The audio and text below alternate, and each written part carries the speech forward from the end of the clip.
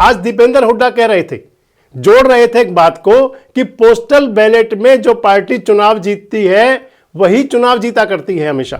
और postal ballot का भी एक इतिहास है। हरियाणा प्रदेश में पिछले 45 सीटों पे भाजपा आगे थी, भाजपा की सरकार बनी। 2009 में पोस्टल बैलेट में 44 सीटों पे कांग्रेस पार्टी आगे थी, कांग्रेस पार्टी की 2009 में हुड्डा साहब के नेतृत्व में सरकार बनी। और कह रहे थे कि यहां पोस्टल बैलेट में कांग्रेस जीती थी लेकिन उनको बाद में हरा दिया गया। ये सवाल देश में लोगों के दिलों के अंदर है कि 73 सीटों पर पोस्टल बैलेट से कांग्रेस पार्टी की जीत हुई। जब कांग्रेस पार्टी 73 सीटों पर पोस्टल बैलेट में आ गई थी, ईवीएम खुलते ही भाजपा आगे चली गई। कह रहे थे कि अभय सिंह चौटाला अगर चुनाव ना लड़ते तो हमारे सुशील गुप्ता जीत जाते। अगर अभय सिंह चौटाला चुनाव जीतने के लिए खड़ा होता तो मैं अच्छा मानता कुरुक्षेत्र से, लेकिन वो हमारे सहयोगी आम आदमी पार्टी के उम्मीदवार सुशील गुप्ता को हराने के लिए केवल मात्र 50,000 बाईजी को वोट मिली।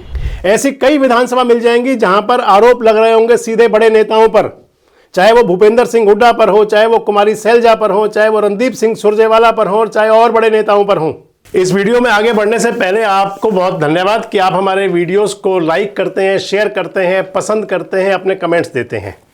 इसके साथ ही आपसे हमने पहले भी कई बार एक रिक्वेस्ट की है जिस पर आपका हमें साथ भी मिलता है। साइड में दिए हुए QR कोड को आप स्कैन करके हमें आप आर्थिक सहयोग भी कर सकते हैं, क्योंकि किसी भी संस्था को चलाने के लिए आर्थिक सहयोग बहुत जरूरी है और ये हमें आप लगातार करते हैं, इसके लिए धन्यवाद। इसके साथ ही जो साथी हमें 4 अंकों में सहयोग करते हैं, हम उनके नाम अपने स्क्रीन पर भी प्रकाशित किया करेंगे। ये कुछ वो नाम हैं जिन्होंने पिछले दिनों में हमें आर्थिक सहयोग भेजा।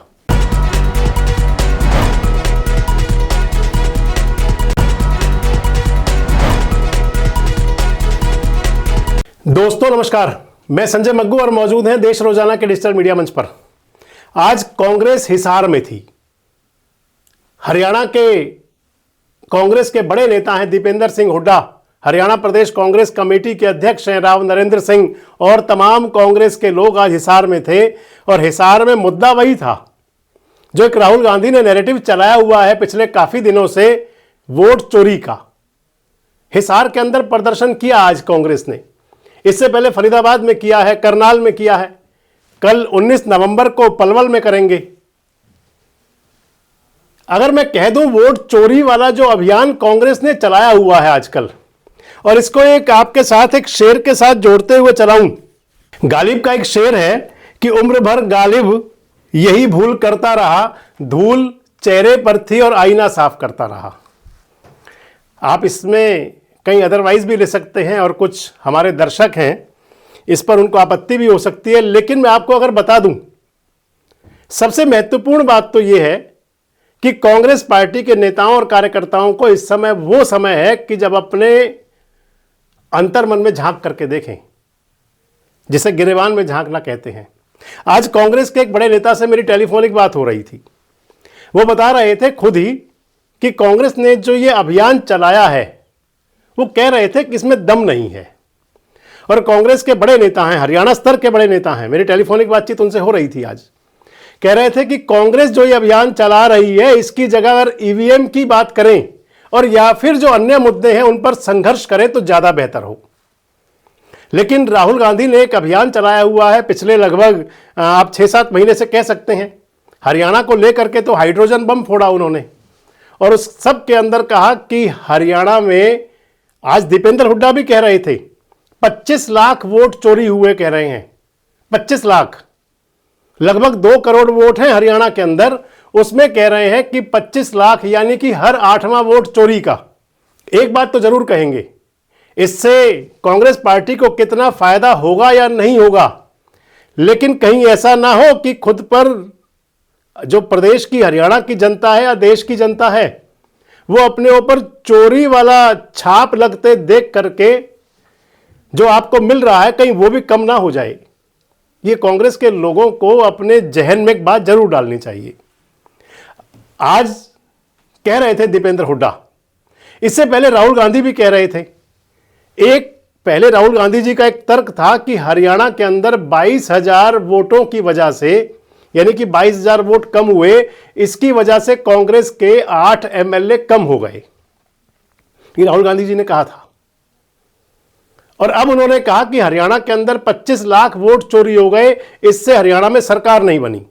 और तीसरी बात एक और कही, आज दीपेंद्र हुड्डा कह रहे थे, जोड़ रहे थे एक बात को, कि पोस्टल बैलेट में जो पार्टी चुनाव जीतती है वही चुनाव जीता करती है हमेशा। और कह रहे थे कि यहां पोस्टल बैलेट में कांग्रेस जीती थी, लेकिन उनको बाद में हरा दिया गया। सबसे पहली तो वो बात जो 22,000 वोट की बात राहुल गांधी ने कही, और जो कहा था कि आगे हमारे 8 एमएलए और आ जाते। हरियाणा विधानसभा का जो चुनाव परिणाम था, आप उसका अगर गहन अध्ययन करें, मैं 12 सीटों पर आपसे बात करूंगा। पहले तो ऐसी 12 विधानसभा की सीटें हैं जिनमें से कि 5 सीटें कांग्रेस ने जीती, 5 भारतीय जनता पार्टी ने जीती और 2 सीटें इंडियन नेशनल लोकदल जीता।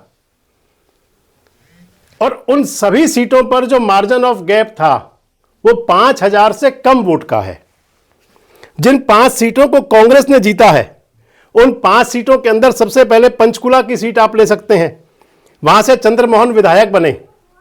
चंद्रमोहन 1997 वोट से चुनाव जीते और उन्होंने ज्ञानचंद गुप्ता को चुनाव में हराया। दूसरी सीट आदमपुर की ले सकते हैं। आदमपुर में डॉक्टर चंद्र प्रकाश सेवानिवृत्त आईएएस अधिकारी हैं। 1268 वोट से चुनाव जीते चंद्र प्रकाश जी और उन्होंने भव्य बिश्नोई को चुनाव हराया। तीसरी विधानसभा सीट फतेहाबाद की है। कांग्रेस के कैंडिडेट बलवान सिंह दौलतपुरिया यहां पर चुनाव जीते 2252 वोट से, और यहां बीजेपी के कैंडिडेट जूडाराम हारे, 2252 वोट से हारे। थानेसर चौथी विधानसभा है। अशोक अरोड़ा चुनाव जीते, पहली बार कांग्रेस से एमएलए बने, 3243 वोट से चुनाव जीते और यहां पर सुभाष सुधा हारे। सुभाष सुधा सरकार के मंत्री भी थे। 5वीं सीट लोहारू की है। लोहारू में राजबीर फरेटिया चुनाव जीते 944 वोट से, और यहां पर चुनाव हारे जेपी दलाल। जेपी दलाल सरकार के वजीर भी थे। और अब आपको वो 5 सीट बता दूं जिन 5 विधानसभा की सीटों को भारतीय जनता पार्टी ने जीता। उनके अंदर सबसे पहले उचाना की विधानसभा सीट है, जहां से देवेंद्र अत्री चुनाव जीते मात्र 32 वोट से, यहां ब्रिजेंद्र सिंह चुनाव हारे। दूसरी विधानसभा की सीट होडल की है। होडल में हरेंद्र रामरतन चुनाव जीते 2595 वोट से और कांग्रेस के प्रदेश अध्यक्ष उदयभान चुनाव हारे। तीसरी विधानसभा सीट राई की है। राई और होडल, इन दोनों का जिक्र बहुत किया है राहुल गांधी जी ने। राई में कृष्णा गहलावत चुनाव जीती 4673 वोट से और जय भगवान अंतिल यहां पर चुनाव हारे। चौथी सीट दादरी है। दादरी में सोमवीर सांगवान चुनाव जीते 1957 वोट से, मनीषा सांगवान यहां पर चुनाव हारी। और 5वीं सीट है असंध की। असंध में योगेंद्र राणा चुनाव जीते 2306 वोट से बीजेपी के, और शमशेर गोगी कांग्रेस के कैंडिडेट चुनाव हारे 2306 वोट से। यहां पर एक बात काबिले गौर है, असंध को लेकर भी बता दूं, शमशेर गोगी ने हुड्डा साहब पर जमकर अपने तीर चलाए थे विधानसभा चुनाव हारने के बाद भी, और पहले भी कहा था। 2 विधानसभा सीटें जिनको इंडियन नेशनल लोकदल ने जीता। एक सीट डबवाली की है। आदित्य देवीलाल चुनाव जीते यहां से 610 वोट से, और इन्होंने हराया अमित सिहाग को। अमित सिहाग यहां से निवर्तमान विधायक थे। और दूसरी सीट रानिया की है। अभय चौटाला के बेटे अर्जुन चौटाला यहां से विधायक बने, और अभय चौटाला के बेटे ने 4191 वोट से चुनाव हराया सर्वमित्र काम्बोज को। अब इन सभी सीटों को लेकर के आप समझ सकते हैं कि किसकी वोट कहां बढ़ जाती तो कौन चुनाव जीत जाता। जिसको राहुल गांधी जी कह रहे थे कि हमारे 7 विधायक बढ़ जाते, इधर बीजेपी के मतलब मान ले कि 5 घट जाते फिर तो। अब बड़ी बात आ जाती है कि अगर इस लिहाज से आप देखेंगे तो फिर तो बराबर आ गया, मुकाबला बराबरी का हुआ। एक बात और चली, हरियाणा के अंदर राहुल गांधी जी ने कहा था कि बहुत थोड़ी सी वोटों का डिफरेंस था जिनके अंदर कि कांग्रेस चुनाव हार गई। तो हरियाणा के अंदर जो वोट परसेंटेज वोट शेयर रहा था, भारतीय जनता पार्टी को 55,48,800 वोट मिले थे और कांग्रेस पार्टी को वोट मिले थे 54,30,602। जो डिफरेंस था बीजेपी और कांग्रेस का, भारतीय जनता पार्टी को 1,18,198 वोट ज्यादा मिले पूरे हरियाणा के अंदर। अब अगर बात यह आ जाती है जो आज कह रहे थे दीपेंद्र हुड्डा, और दीपेंद्र हुड्डा के साथ में हिसार में जयप्रकाश भी बोल रहे थे। दीपेंद्र हुड्डा कह रहे थे कि वोट चोरी किस प्रकार से किया भारतीय जनता पार्टी ने, उसके अलग अलग प्रकार के उदाहरण दे रहे थे। एक तो मैंने आपको बता दिया, आप सुन भी लीजिए आप। और अगले दिन जब गिनती हुई, ये सवाल देश में लोगों के दिलों के अंदर है कि 73 सीटों पर पोस्टल बैलेट से कांग्रेस पार्टी की जीत हुई। जब कांग्रेस पार्टी 73 सीटों पर पोस्टल बैलेट में आ गई थी, ईवीएम खुलते ही भाजपा आगे चली गई। और पोस्टल बैलेट का भी एक इतिहास है। हरियाणा प्रदेश में पिछले 45 सीटों पर भाजपा आगे थी, भाजपा की सरकार बनी। 2009 में पोस्टल बैलेट में 44 सीटों पर कांग्रेस पार्टी आगे थी, कांग्रेस पार्टी की 2009 में हुड्डा साहब के नेतृत्व में सरकार बनी। और 2004 में कांग्रेस पार्टी की 65 सीटों पर पोस्टल बैलेट में जीत थी और कांग्रेस की 67 सीटें आई। कांग्रेस पार्टी की जिस भी 14 में 19 में पोस्टल बैलेट में आगे थे, इनकी सरकार बनी। लेकिन इस बार पोस्टल बैलेट में 73 सीटों पर कांग्रेस पार्टी आगे थी, लेकिन उसके बाद ईवीएम जब गिनती शुरू हुई, और ये तो पूरे देश में लोगों को समझ नहीं आ रहा। कोई भी चुनाव नतीजा हो, सुबह जो आंकड़ा होता है, दोपहर तक और शाम तक भारतीय जनता पार्टी का वो आंकड़ा दुगना हो जाता है। सुबह जो चलता है, आप चुनाव की जैसे जैसे गिनती बढ़ती है, जहां भाजपा की शुरुआती दौर में भी बढ़त होती है, वो बढ़त बढ़ती चली जाती है।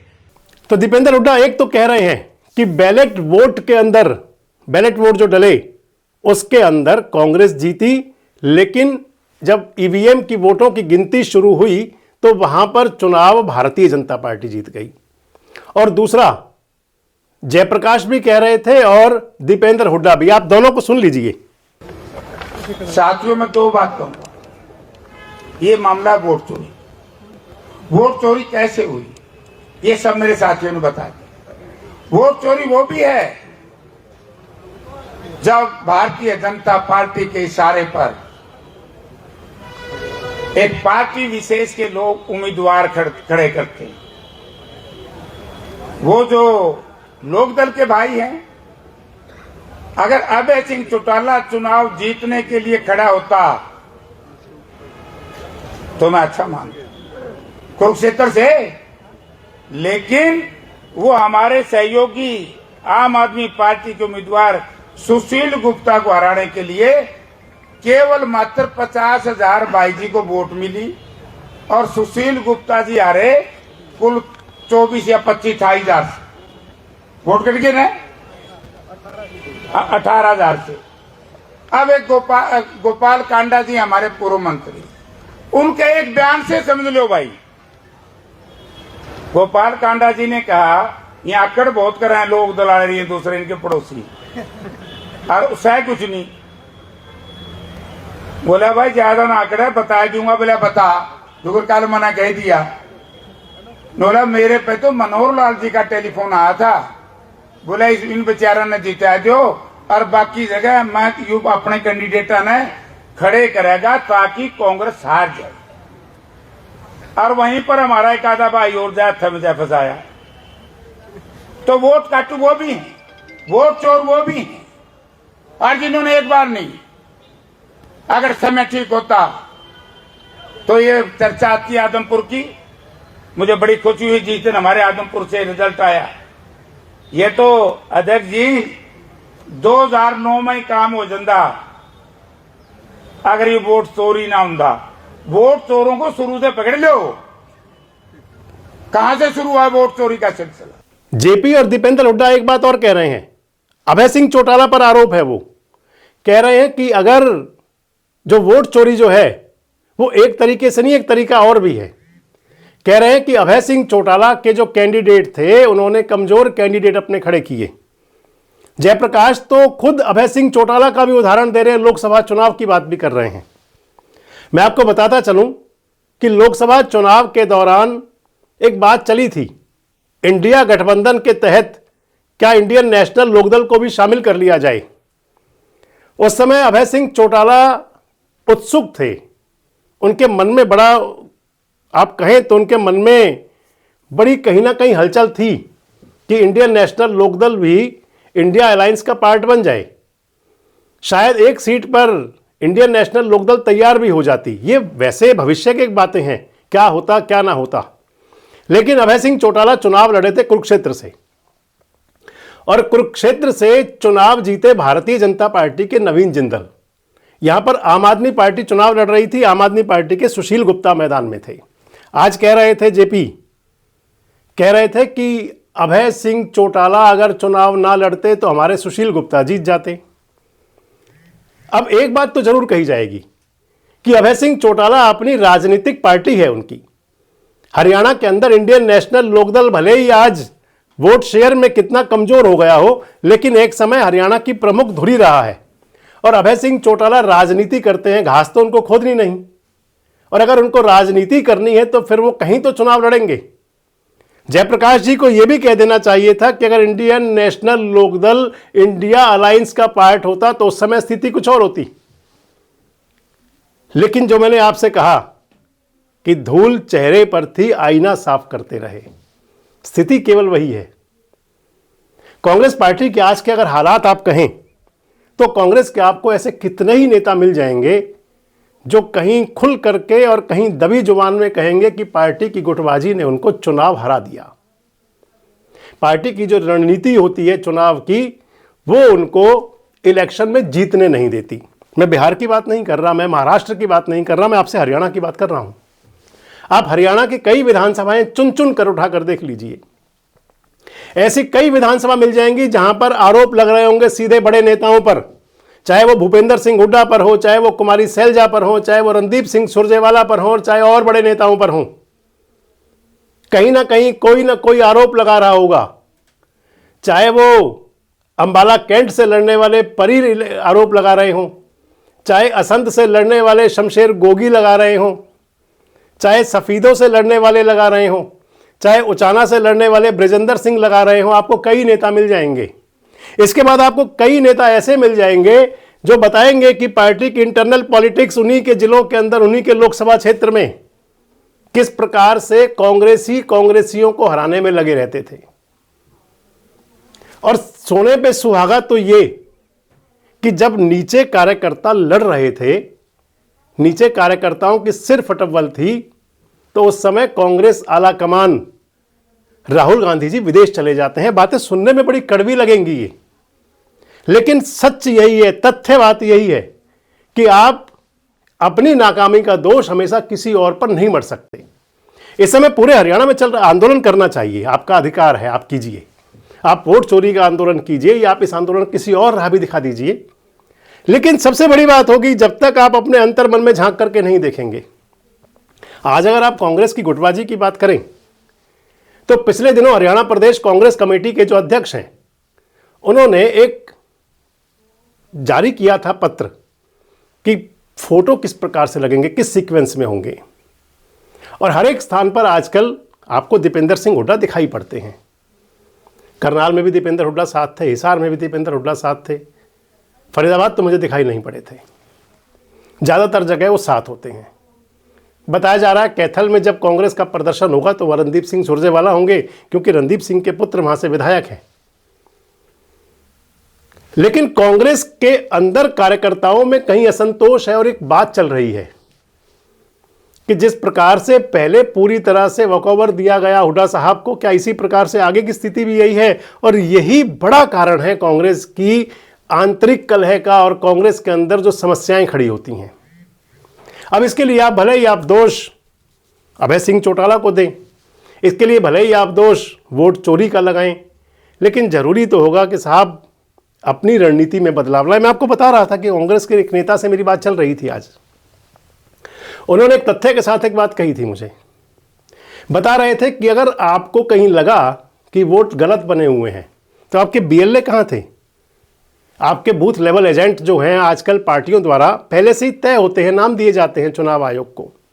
अगर आपके बूथ लेवल एजेंट नहीं थे तो वो कमी चुनाव आयोग या सरकार की नहीं, वो कमी आपकी अपनी है। उसके बाद जब पोलिंग हुआ करती है तो उस समय बूथ पर एजेंट बैठते हैं और हमेशा पॉलिटिकल पार्टीज देखती हैं कि जिस क्षेत्र पे, जिस एरिया में जो बूथ है उसी बूथ का उनका पोलिंग एजेंट हो, जिसको अपने बूथ के बारे में जानकारी हो कि कौन सा मतदाता कहाँ का है, कहाँ का नहीं है, कौन सा मतदाता रहता है या चला गया। अगर आपका होमवर्क अच्छा होगा तो फिर निश्चित तौर पर सफलता मिलेगी। लेकिन अगर आप कहीं पर्ची के सहारे होंगे या आपने होमवर्क नहीं किया होगा तो उस समय पर आपकी पर्ची भी मदद नहीं करेगी। आज जरूरी है कांग्रेस के लिए कि वो अपने अंतर ग्रह में, अंतर मन में झांक करके जरूर देखें और उसके बाद तय करें कि आखिर उनकी आगे की रणनीति क्या हो। और अगर ऐसा नहीं हुआ तो कहीं वो बातें सच ना हो जो नरेंद्र मोदी प्रधानमंत्री देश के कह रहे हैं कि कांग्रेस टूट जाएगी। आपको क्या लगता है? क्या कांग्रेस की अंतर्कलह ज़्यादा जिम्मेदार है? क्या कांग्रेस जो नैरेटिव सेट कर रही है वोट चोरी का वो कितना ठीक है? और इस सब से कांग्रेस को अगर बिहार में फ़ायदा नहीं हुआ तो आने वाले समय में हरियाणा और देश में कितना फ़ायदा होगा? कमेंट्स बॉक्स में जरूर बताएं। जुड़े रहें हमारे साथ, देखते रहें देश रोजाना। हमारे साथ जुड़े रहने के लिए सब्सक्राइब करें देश रोजाना के YouTube चैनल को और नई वीडियो की नोटिफिकेशन पाने के लिए बेल आइकन जरूर दबाएं। अगर आप ये वीडियो फेसबुक या इंस्टाग्राम पर देख रहे हैं तो पेज को लाइक और फॉलो जरूर करें और ज्यादा से ज्यादा शेयर करें।